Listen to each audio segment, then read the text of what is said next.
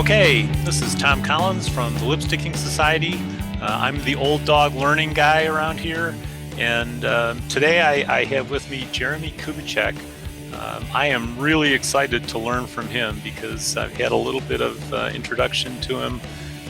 Jeremie, why don't you start? Tell us a little bit about yourself. You've had some very impressive clients and people you've had the opportunity to work with in large organizations and so on. Tell us a little bit about you and how you got to this point. Yeah, so I've had a really random life, Tom. Honestly, I'm an entrepreneur and I'm a starter. I'm a connector, a pioneer. I have a family of 3 teenagers and my wife. And in fact, we just got back from a 2-year experience living in London. Wow. So we took off and had a great encounter just because of this whole adage of who says we can't. And so we did it, and we had an amazing experience. So I've lived in Russia, I've worked out of LA, Atlanta, live in Oklahoma City currently, which our kids wanted to move back for high school. But my whole world has been working with people who really want to go for it and do big things. So I worked with a Ford Motor Company. We're on our 4th year, I guess it is, of overhauling the leadership culture in Ford. We work with the British Foreign Office and all of their work around the world. We work in Romania and Moldova, and we're starting some projects with Microsoft into Egypt. It's just a unique business that I get to be a part of and serve. So we've also led some of the biggest events in the world. So the Leader Cast is one of the events that I founded and built up, and it's a significant brand in the leadership space. And then the Catalyst conferences are under 40 leaders. We've created a movement of that for the last 10 years. So just been involved in a lot of different initiatives, but all of them are designed to help people get better, to help people really become self-aware, and to know themselves so they can lead themselves. Very interesting. Wow. So I guess let's dive in. The thing we wanted to talk about today is this 5 gears concept that you guys are working with. I have seen a little bit of the introductory material. Thank you for that. And I guess one of the concepts that really fascinates me, you had talked about something called PQ, or personality quotient. I've heard of IQ, I've heard of the EQ, emotional quotient stuff. This is another layer, and it's kind of interesting. Yeah, well, the whole idea, most people have gone through some personality testing, assessments. Everyone's done Myers-Briggs or DISC or all of these. You might be a red, you might be a badger, you might be a this or that.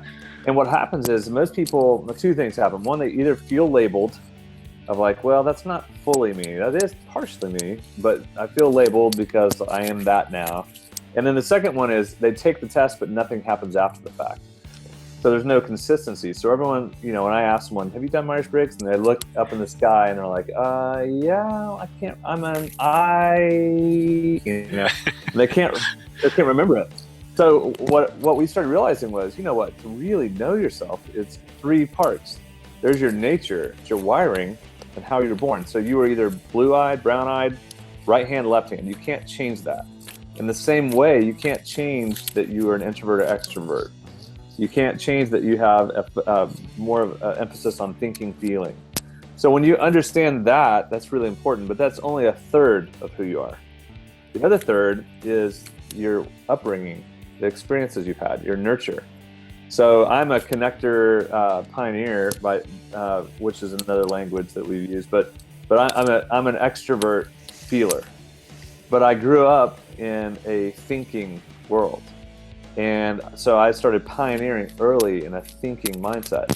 So that's part of who I am. So I might be a feeler, but most people think I'm a thinker. So then the third one is the choices that we've made. So we've just wrapped up all of the PQ that says that you are a combination of your wiring, your experiences, and the choices that you made, good and bad. And all those 3 together produce your behavior. So we're after helping people understand their personality quotient, their behavior, and who they are right now and why they are what they are. That is so interesting.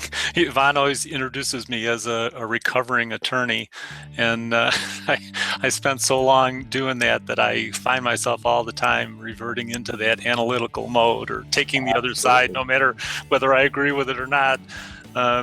So yeah, that's something to become more and more self-aware of. I agree with you.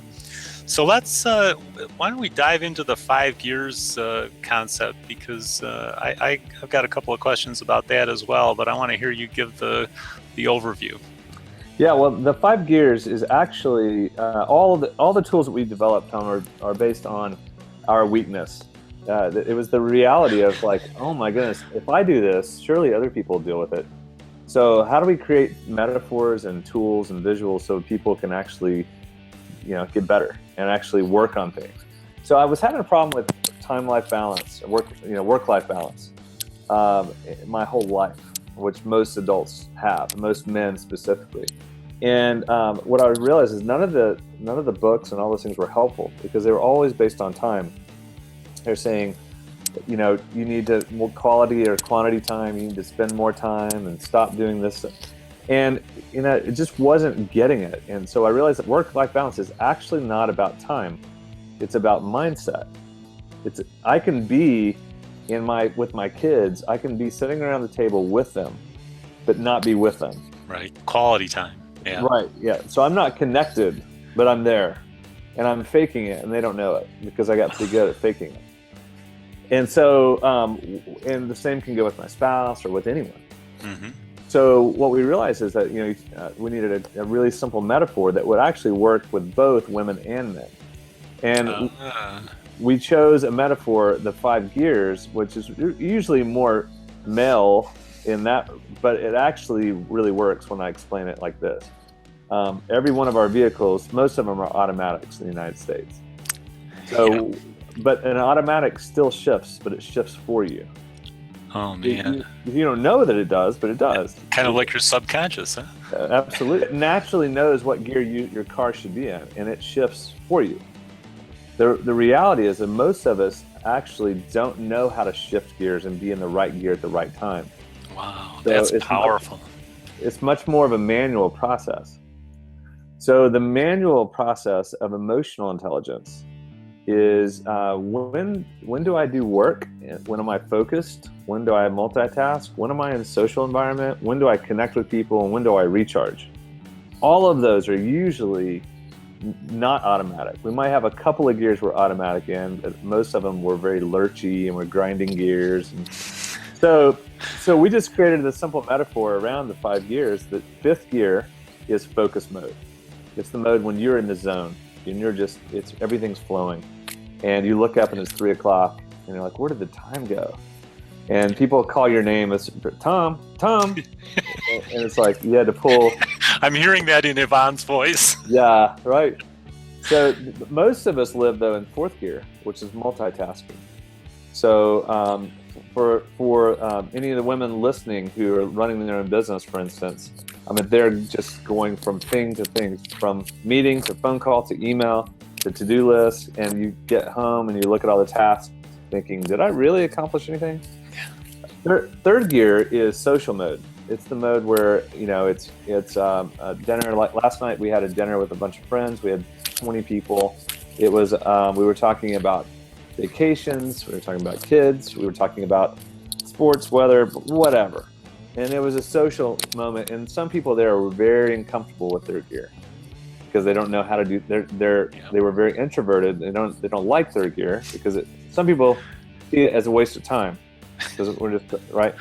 Yeah. So, but it's really important. And then 2nd gear is connect mode. So it's the gear that you connect one-to-one. So if you and I were having coffee together and we were going deeper than just business, we get to know each other. So you're bonding with someone or a spouse or kids, where you're just going deeper, more than just work. And then the last gear is 1st gear, which is actually recharging, knowing how to you personally recharge. And we address it. If you're an extrovert, it's different than if you're an introvert. And you need to understand how you recharge. But you need all 5 gears. Yeah. And what I remember from my practicing law days, my partners used to describe me as having one speed. That's it. I was in fifth gear most of the time, and I love it. I mean, it's people around me don't necessarily like it, but that's a place where I really feel like I'm accomplishing something in meaningful. Right. And so. Well, why don't you go ahead? I don't know if you want to touch on reverse. I know that's a piece of it as well, and then I'll yeah. So every car ask you, how can I downshift? every car needs reverse, right? I mean, there's one vehicle in the UK. It's a 3-wheeled car, and it's I can't remember the name of it. I wrote about it in the book. The Red Robin or something like that. But the Robin, it didn't back up, so you had to push it. So just imagine. So you had to park very selectively wherever you were parking. But I had a van that had that problem at one point, but it was not on purpose. But you think about the idea of reverse is actually your ability to ask forgiveness, your ability to apologize, and that's responsive versus resistant. So most adults walk around and do their thing. They get up in the morning and they start in fourth gear, checking emails first thing, and they allow whoever's on the other side of the email to dictate their day from the very beginning. Yep. And then they stay focused in fourth and fifth gear. They might shift to third gear, social for a bit, or they might do some second gear. They rarely do a first gear recharge. They come home all the way, and they do fourth and fifth gear, and they're so worn out that they become frustrated and a little bit bitter, so they don't do reverse very well. They don't know that they're running over people. And in chapter 1, I tell my story of how I was killing my kids and my wife and how I was running over them, driving 50 miles an hour in a 20-mile-an-hour school zone, and where I was consistently, and I was unaware that I was doing it. And so learning, and that most people, we put up with each other because we have to, because we're married to them, or they're our parents, or they're our kids, so for me, when I was coming home, and I had told my wife that I'd be home at a certain time, and then I was late, and then when I pulled in, I had the phone tethered to my ear. My kids are playing Foursquare, and I'm giving them the stiff arm while I hold my phone, just a second, guys, just a second. And I start taking my phone all the way into my house, and I get to the kitchen, and I finally go, okay, I gotta go, thanks. I hang the phone up, I look at my family and go, oh, it's been a crazy day. And then I go and do my own world, and it takes me a good hour and a half to downshift the day while I miss the most productive point of the day. My kids, I only had an hour and a half with them before they went to sleep at that age. And then they go to sleep, and you know what I mean? Like, I'm really not present. And it took my wife sitting me down going, you're here, but you're not here. Where do you go? And what it was I was so stuck in fourth and fifth gear. And most adults are trying to be productive. But what I found was I was burning myself out. I literally burned out. I fired myself from my company that I started, and to go rest in England because I had burned myself out. And I finally, after creating the 5 gears, realized my own failings, that I was doing work-life balance stuff all the time and couldn't figure it out. And it was mainly because wherever your mind is, goes your action. Whatever you're thinking of, you'll do. So if your mind is in the right gear, it will have an appropriate action. And that's what 5 gears is primarily about. And it gives so many practical illustrations of how to do that well. Yeah, that resonates so much with me from my days in law practice, and even the times when Yvonne and I'm grateful that we've chosen to do our startups together, so that when we're in those fourth and fifth gears, we're usually in them together. Although, like I said, I can hear her voice saying Tom and asking why I'm not listening to her. So yeah, I am really anxious to learn more about this, and specifically how to have the tools to downshift into second gear, because that's the one I value and feel the weakest at. I think I'm guessing most people that you talk to about this immediately identify one or two gears that they feel that they're not very good at. So that's really what the opportunity for the book is basically helping people understand the gear order and knowing what, if they're a fifth gear, fourth, third, second, what is it? So for me, it's a fourth gear is my one I'm in all the time. First gear is my hardest gear. So understanding that dynamic is really, so for you to understand that it's second gear is your hardest gear, then you've got an opportunity to really improve. So if you'll work on your second gear and really truly get it to that point, your influence will go up dramatically, because most people have seen you your whole life not operating in second gear. So, wow, yeah, thank you. I'm curious. The thought was just running through my head because my brain works this way. If the analogy really holds, is it a really bad idea to try and downshift from fifth to second? No, well, in your car would probably not work well. But so right. For me, what would happen was I would come home from work, and even in my car, I'm calling people on the way home. Yeah. And so I had to, in the vehicle, kind of get control.